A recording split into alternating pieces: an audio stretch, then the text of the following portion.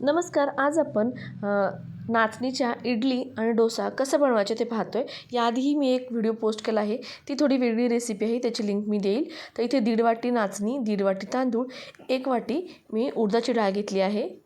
त्याचबरोबर 1 मोठा चमचा मेथ्या आणि 1 वाटी पोहे घ्यायचे. तर पोहे नंतर भिजवून घालणार आहोत. आधी सगळे जिन्नस धुवून घ्यायचे आहेत. त्यातच पोहे मी धुतलेले घातलेत आणि हे दुपारचे 3 वाजता मी भिजत घातलं होतं. तर रात्रीचे 8 सव्वा 8 वाजलेले आहेत. आता हे मी बारीक वाटून घेते आहे. एकदम बारीक असं वाटून घ्यायचं आहे. हाताला नाचणी लागते कामा नये, की नाचणी थोडं बारीक व्हायला वेळ घेते. तर मी आता हे छानपैकी एकदम मऊ असं वाटून घेतलं आहे. सगळं वाटून घेतलं आहे. मी थोडंसं अजून यात पाणी घालणार आहे. थोडंसं सरसरीत हे आपल्याला बॅटर करायचं आहे. एकदा हे चांगलं फेटून घेते.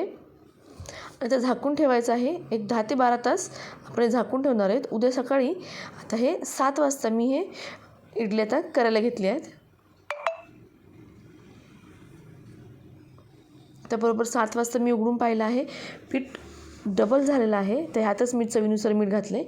मीठ घातल्यावर मी हलवलं नाही आहे. 1-2 मिनिट तसंच ठेवलं. मिठाला पाणी सुटलं आहे. पाणी सुटल्यावरती मी हलक्या हाताने पळीच्या साहाय्याने हे मिक्स करून घेतलं आहे. त्याचबरोबर इथे मी इडलीची तयारी केली आहे. सगळ्या प्लेट्सला मी तेल लावून घेतले. त्याचबरोबर एका साईडला तवा गरम करायला ठेवला, एका साईडला इडलीचा कुकरमध्ये पाणी गरम करायला ठेवलं आहे. पाणी गरम होतं आहे तोपर्यंत आपण डोसा करून घेऊयात. डोसा म्हणजे मी इथे पेपर डोसा नाही करत आहे. थोडंसं थिक असं मी करतो आहे, म्हणजे सॉफ्ट लागतो खाताना.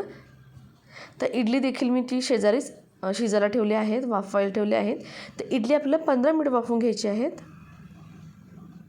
तुम्ही डोसा देखील बघू शकता किती छान असं झालेला आहे, जाळीदार एकदम मऊ असा होतो हा.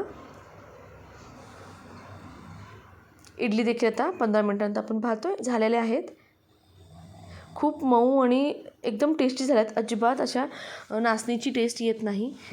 एकदा तुम्ही नक्की ट्राय करून बघा. आणि याचबरोबर मी सांबार बनवलं होतं. सांबारसोबत हे खूप छान लागतात. एकदा ट्राय करा, तुम्हाला नक्की आवडेल. रेसिपी आवडल्यास लाईक करा.